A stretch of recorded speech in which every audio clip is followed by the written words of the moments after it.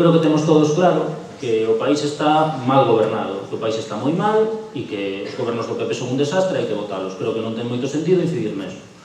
Despois, como está o nacionalismo, o galeguismo, o soberanismo, chamémoslle como que iramos? Pois eu creo que non está mal. O que pasa é que antes estaba todo, ou case todo, unido nunha casa e agora estamos dispersos, pero eso non é malo.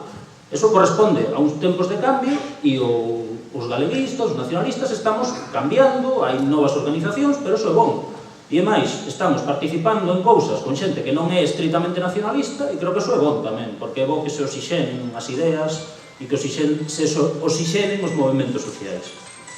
E despois, creo que temos que ter presente que estamos en un momento moi bon electoralmente, porque hai unha posibilidade real de votar o PP e de votar incluso quedando por diante do PSOE, esa candidatura unitaria da que se está falando.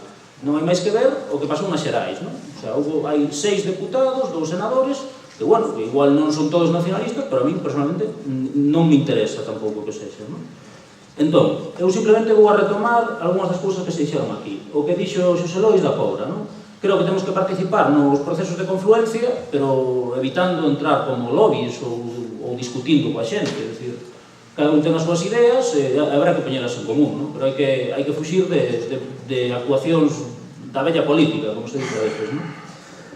Despois, vou a retomar o que dixo Adrián Dios, non? Que hai que tomar o poder xa, eu estou de acordo, é dicir, é unha oportunidade única para mellorar a vida da xente e a nosa propia vida, para ser máis felices, temos que cambiar o goberno, a xente que está aquí, pois teñen que estar no goberno, os que estades aí abaixo, en un futuro, é así. E despois, vou a retomar tamén, bueno, a idea esa, non? Volvendo a idea esta, de que temos que entrar nas mareas, temos que entrar nos procesos de confluencia, pero sen vontade xemónica. E despois, en relación co que dixo Pérez Bouza, non? Que dixo Xosé Manuel da Casa Común, eu creo que o proceso do foro é un proceso moi interesante e se debe manter. Fuxir de constituirse un novo partido, un novo chiringuito, pero pensar no medio plazo e no que pasará despois das autonómicas, non? Unha vez gañemos a Xunta.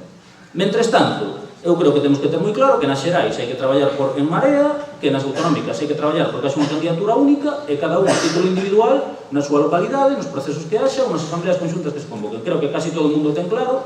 Entón, bueno, eu salgo daqui optimista e contento e nada máis. Gracias.